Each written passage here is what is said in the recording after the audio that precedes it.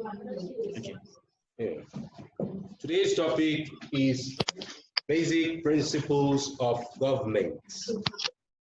Everything has principle. You as an individual you have a principle. An organization has a principle. A governmental institution has principle. So there must be principle in order to show that that individual or organization or government has what is going on or has a goal to achieve or has a vision or is focused. So the principles of government, we talked about them in the last class, but we are not able to cover.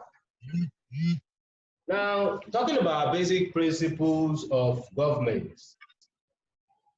Principles of government refer to the fundamental processes and procedures which need to be followed to ensure the smooth running of government. The key word. Processes and procedures which need to be followed to ensure smooth running of government.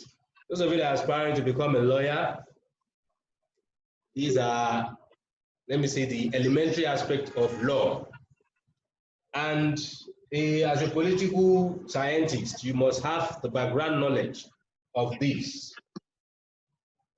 Now, the principles of government, they are, before I go to the principles of government, what is the implication of following these principles? It states here that where these principles are strictly followed, the result is an efficient political system and good governance. The key word, an efficient political system and good governance. Following the principles of government, the implication is that we are going to achieve an efficient political system. What do we mean by efficient political system?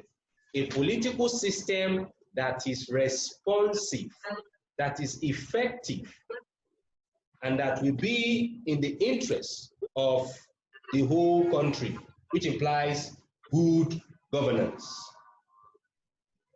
Efficient political system, if I'm going to relate it with Nigeria, do we have an efficient political system in Nigeria? Okay, anyway, what about good governance? What do we mean by good governance? A governance that sees the interests of the masses as priority, the interests of the people as priority, and where there is development, meaningful development in terms of growth and comprehensive development. The basic principles of government include rule of law. Rule of law. To achieve good governance and an efficient political system, the country or the government of that country, or should I say, there must be rule of law. What do we mean by rule of law? We go into details. Fundamental human right is another basic principle. There must be fundamental human rights in that country. Fortunately, Nigeria is a third world country where people's fundamental human rights have been trampled upon.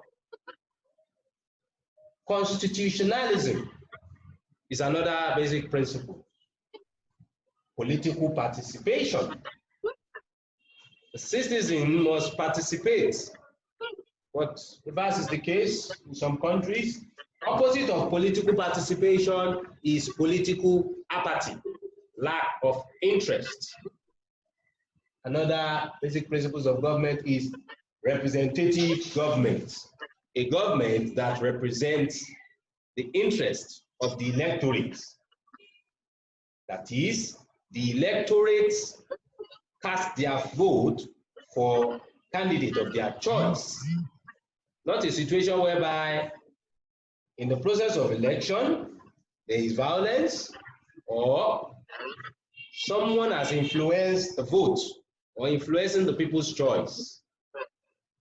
Another one is centralization and decentralization are also basic principles of government. Delegated legislation or legislation is also part of the basic principles of government, and many more. Now we are going to start with the theory of the rule of law. And before I go further, once again, principles of government refer to the fundamental processes and procedures which need to be followed to ensure smooth running of government. To ensure smooth running of government. And the implication of this definition, or when we follow this procedure, is that where these principles are strictly followed, the result is an efficient political system and good governance. So on the national level, or when we're talking about it, to be realistic, the challenge of this definition is that countries hardly follow these principles. Now let's go into the meat of the definition, rule of law. The theory of rule of law was propounded by who? Francisca, do you know who propounded the theory of rule of law?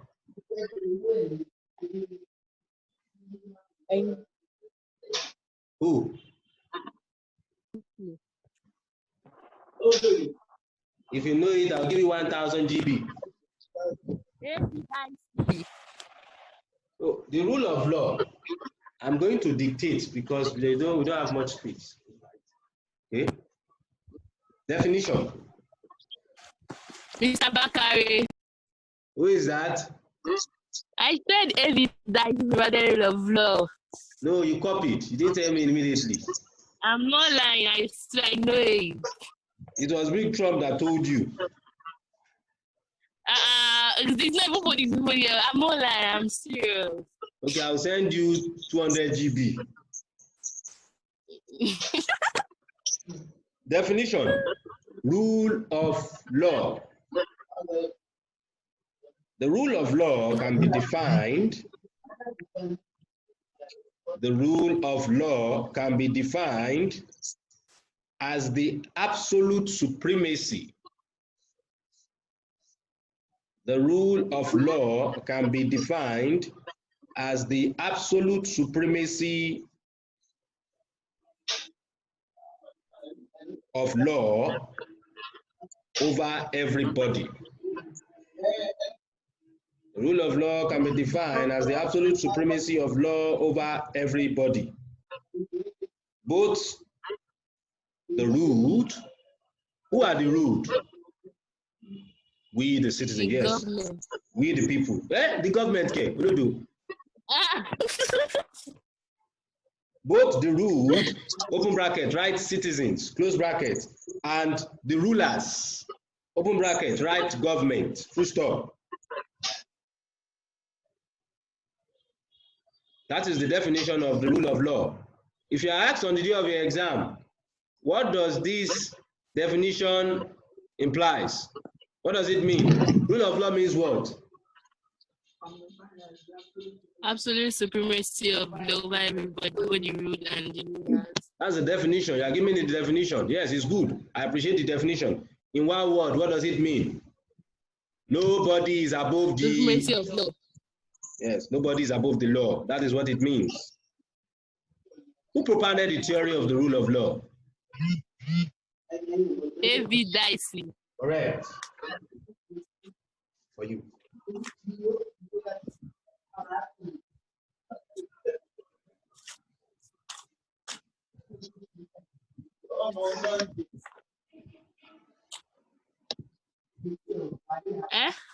So, A.V. Dicey propounded the theory of the rule of law. Now,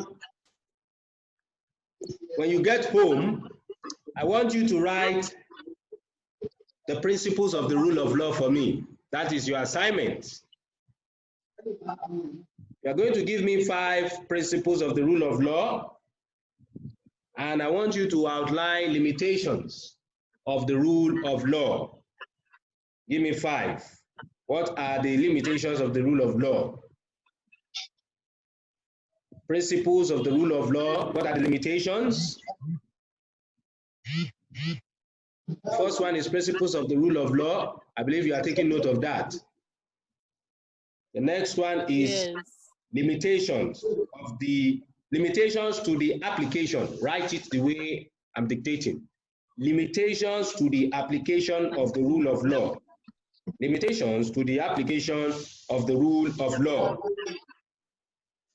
3, third assignment. What are the factors that can ensure smooth running? Or what are the factors that can ensure the operation of the rule of law? What are the factors that can ensure the operation of the rule of law? You can write maybe 3 points or 4 points or 5 points. Is that clear? No. Okay. Where is not clear? It's clear. The first assignment. List 5 principles of the rule of law. The second assignment. We should post the assignment. Okay. All right. Now let's go to the assignment will be posted to Google Classroom later on. So you watch out for it on the space. Now the next one is fundamental human rights. Like I said, where these principles are strictly followed, the result is an efficient political system and good governance. Who is following who? Governments, those that are governing the affairs of this country on our behalf, must follow these principles. Likewise, we, the citizens, must also follow these principles. The next one is this piece. Not to be silly.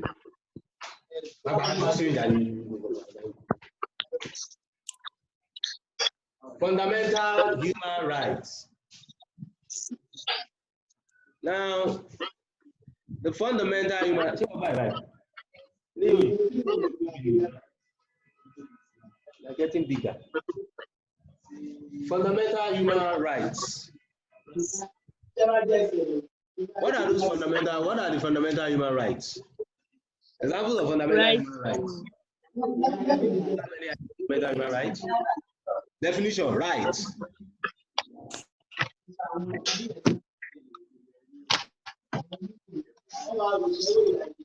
Should I go ahead? Francisca Arafat. Should I go ahead? Continue. Okay. Yes. Definition. Fundamental human rights refers to the benefits. Fundamental human rights refers to the benefits and privileges. Refers to the benefits and privileges conferred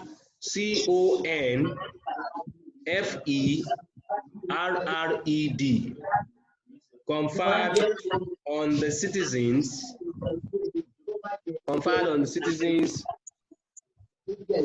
by law of the land. By law of the land, which is the Constitution, full stop. Should I repeat myself? Fundamental human rights refers to the benefits and privileges conferred on the citizens by law of the land or the Constitution, full stop. That is the definition. I want you to add this to it so that you understand. It is an act of encouraging. It is an act of encouraging respect for human dignity. It is an act of encouraging respect for human dignity, as well as assisting in the realization of fundamental freedom, as well as assisting in the realization of fundamental freedom, full stop. So talking about our fundamental human rights, it has to do with the privileges of fundamental what? Fundamental freedom. Freedom. We all have rights. Can you give me examples of those rights? Right to life. Right to life. Right to movement. Yes, right to freedom of movement, freedom of expression. Freedom of. Okay, right to vote and be voted for. Now, subheading, types of rights. Types of rights. Now, these examples of fundamental human rights we listed, they have types.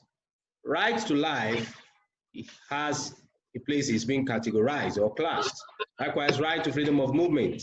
What I'm saying is we're talking about types of rights. We're talking about natural rights, social rights, political rights, legal rights, economic rights. So those are types of rights. Many students do confuse it. That is, they confuse when you're asked to list examples of fundamental human rights, you start to write types of rights. Please don't confuse them. Different. I'm going to list types of rights for you now. Number one, right, types of rights. One, natural rights.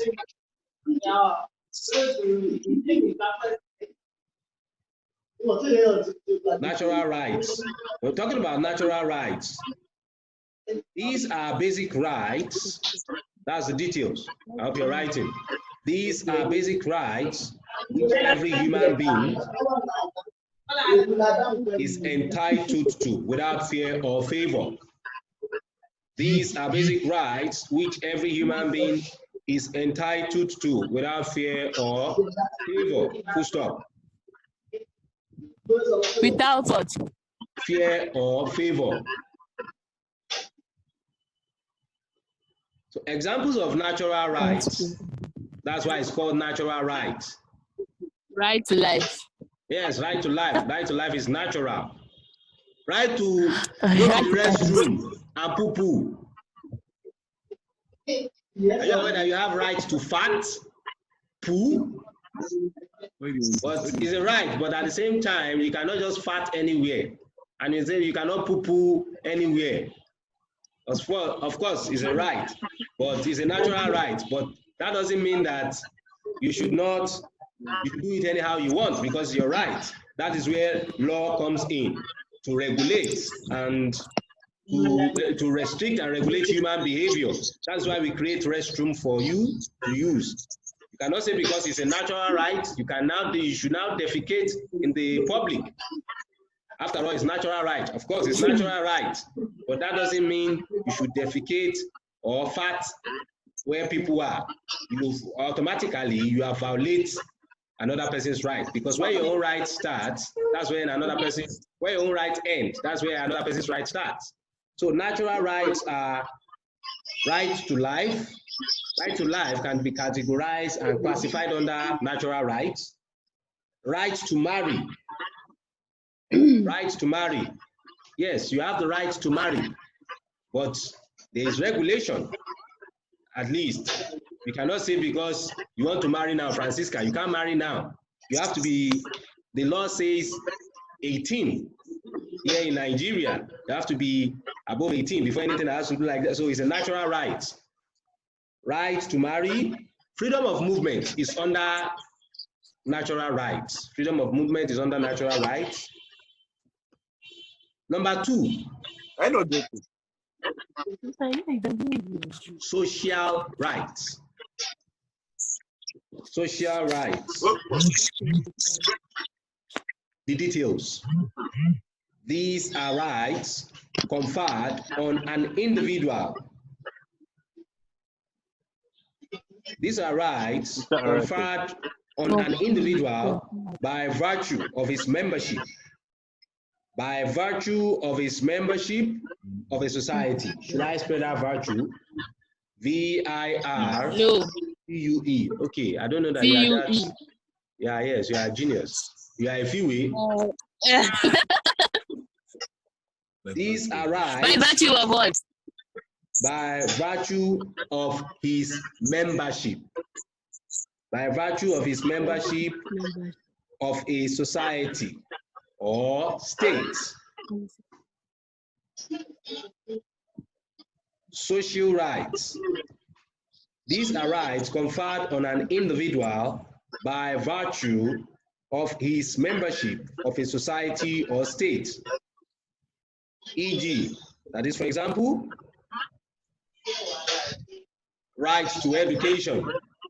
Right to education is categorized or classified under social rights.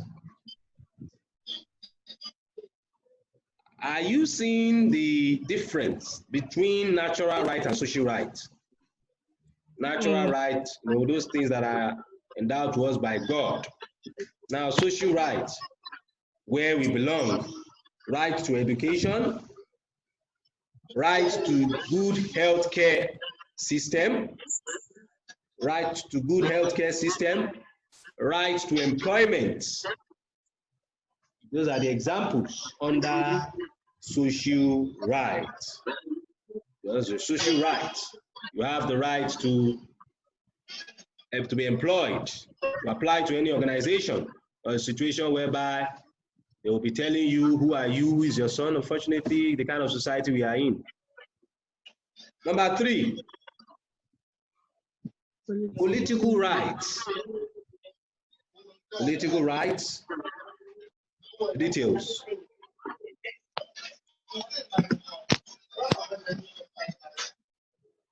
It can be defined as right to vote and be voted for. Right to vote and be voted for. Can you give me an example of political rights? Right to vote and voted for. Yes, that is political rights. That's the explanation or the details. Example are, you can run, you have the right to run as a councillor with your, well, if you are 18 and with your SS3 certificate, you have the right. You have the right to run as a governor. That also has to do with age. And as a president, you have those rights. You have the right to participate. So unfortunately, like I said, where these principles are strictly followed, if it is strictly followed, that's where the challenge is.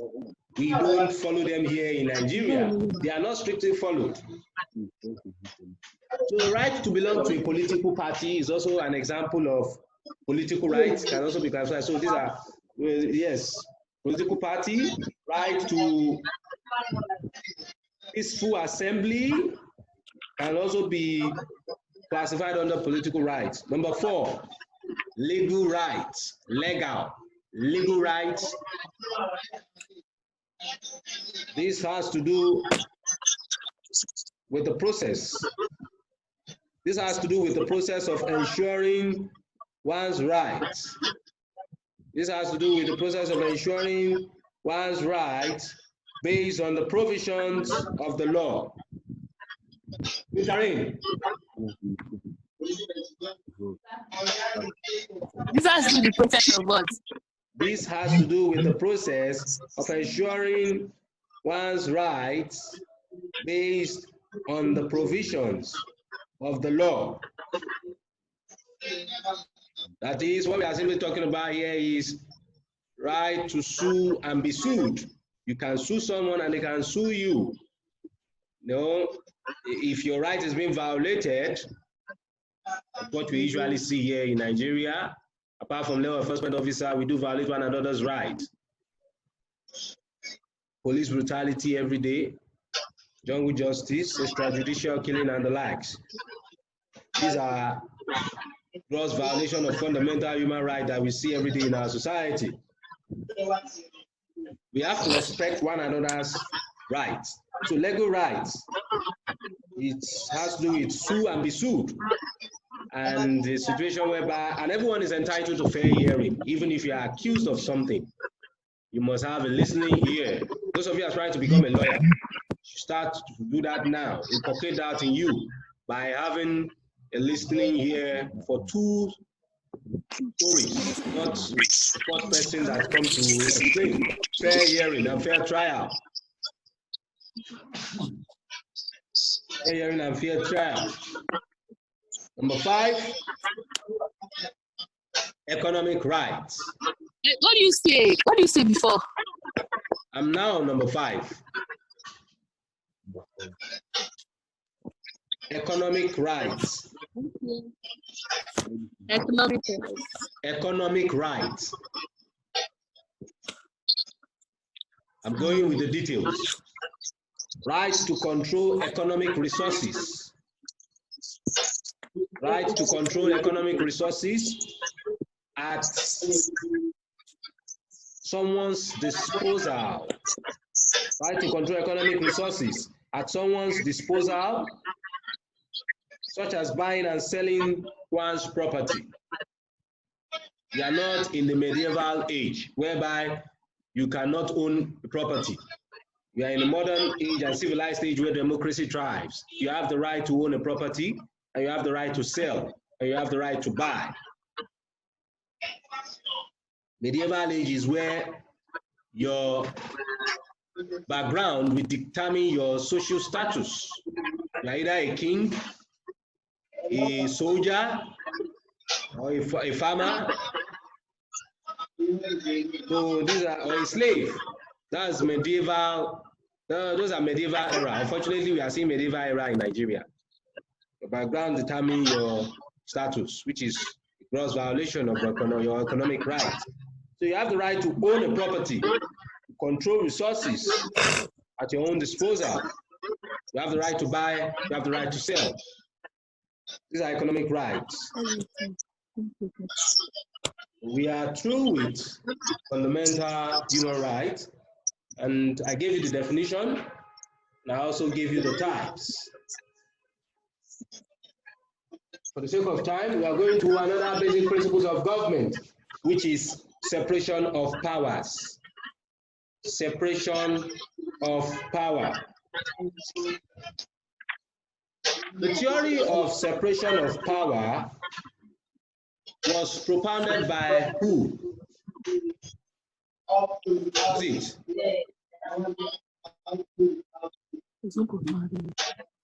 Okay, I'm going with the definition. Separation of power, definition.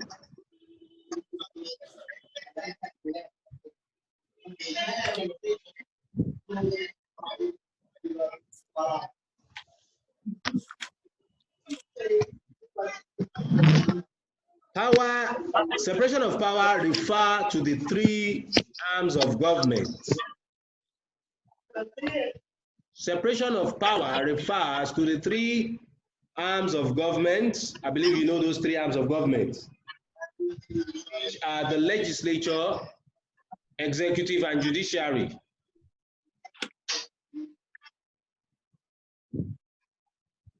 Separation of power refers to the 3 arms of government, which are the legislature, executive, and judiciary. It means they are to work separately, but complement each other. It means they are to work separately. The 3 organs of government, know them. They are to work separately, but complement each other. We have just 10 minutes to end. So you need to be fast and smart to grab what I'm about to say. The legislature, the executive, and the judiciary, they are the 3 organs of government. Now the question is, likely question you may come across on the day of your exam. If these 3 organs of government work separately. They prevent what? The purpose is what? To prevent dictatorship. What is the meaning of dictatorship? Like military. Someone that makes the law, the same person executes the law, the same person interprets the law. In the medieval age, the era of kings and queens, monarchical age, we have dictatorial leaders. Even in modern, up to the 20th century, there is in Nigeria in the 1990s, we experienced a military regime. So you should know what I mean by dictatorship. So the purpose of separation of power is to prevent dictatorship. Please have that at the back of your mind. The purpose of separation of power is to do what? To prevent dictatorship. That is, the person that is making the law will be different from the person that will execute that law. And it will be different from the person that will interpret that law. That is the purpose of separation of power. What do I mean by complement each other? But they need to complement each other. Function of the three together implies the working of government. That is, government is working. We need the three to work together. So in other words, the office or these organs should be occupied by different people. The legislature makes law, the executive executes the law, the judiciary interprets that law. That is separation of power. The purpose, once again, separation of power is to prevent dictatorship. Unlike military regime or the medieval age or ancient age, where we have king. Let me use a story of the Bible. King Solomon, I believe you are familiar with that story.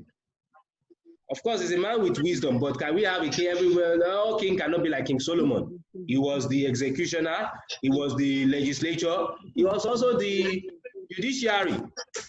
No, people bring cases to them. They will be the one to evaluate that case. They will also be the one to make the judge, to make decision on that case. So that's dictatorship because of their wisdom. But in this era, we can't have that. We need separation of power. That is the explanation. Now, the theory of separation of power was propounded by who? A great Voran de Montesquieu. Ah, you've copied. How do you know? It was Big Trump that told you. Baron de Montesquieu. Can you spell that? B-R-O-N. B-R-O-K. B-O-R-O-N. B-A-R-O-N. Baron. Baron de. Yes, space. D-E, de Baron de Montesquieu.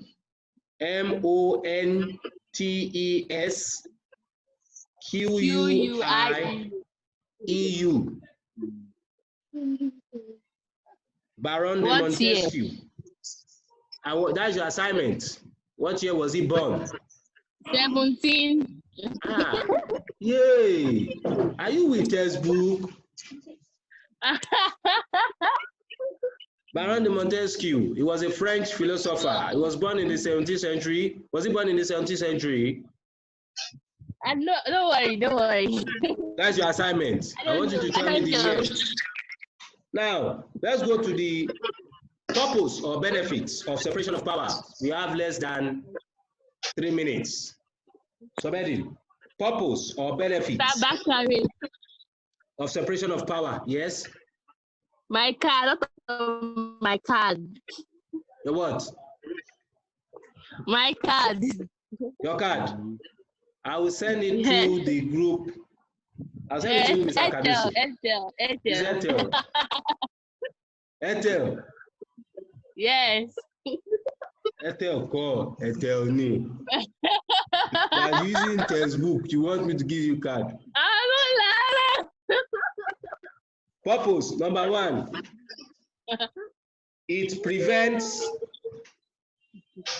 the encroachment. Can you spell that? it prevents the encroachment of one organ of government over another. It prevents the encroachment of one organ of government over another. ENCROACHMENT,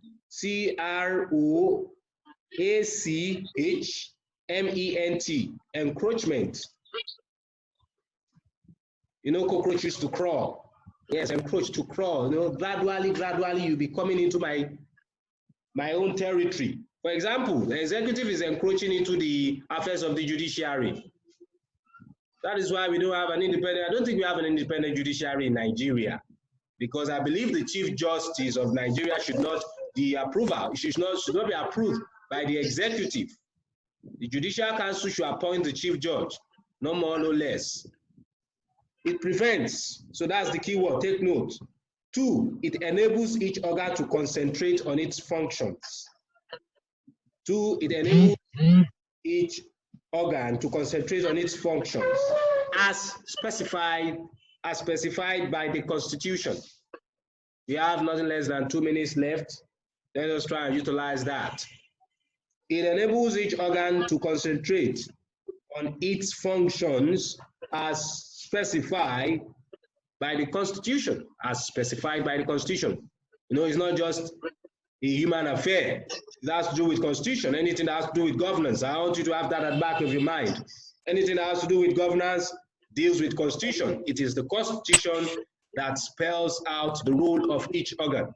It enables each organ to concentrate on its functions as specified by the Constitution. 3, it protects the liberty of each organ. It protects the liberty. Talking about liberty, I mean freedom. It protects the liberty of each organ. Is the judiciary free? I'm asking the class. Do you think the judiciary is free? The judiciary, which is the last hope of the common man, do you think it's free? Yeah. It's free. Number 4.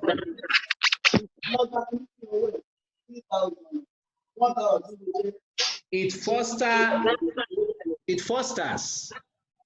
fosters cooperation.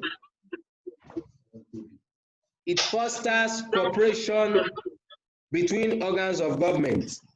It what? Fosters cooperation. What do I mean by foster? To bring something together. It fosters cooperation. Yes, I said, or should I say, Baron de Montesquieu said separation of power. But remember I said that they are complementary to each other. You cannot say because they want to function separately that they should not cooperate. They need to work together so that there will be harmony in governance. It fosters cooperation between organs of government. Yes, we have 1 minute left. Bombard me with questions. My card. Is it card you want, or you want to ask me a question based on what I taught you?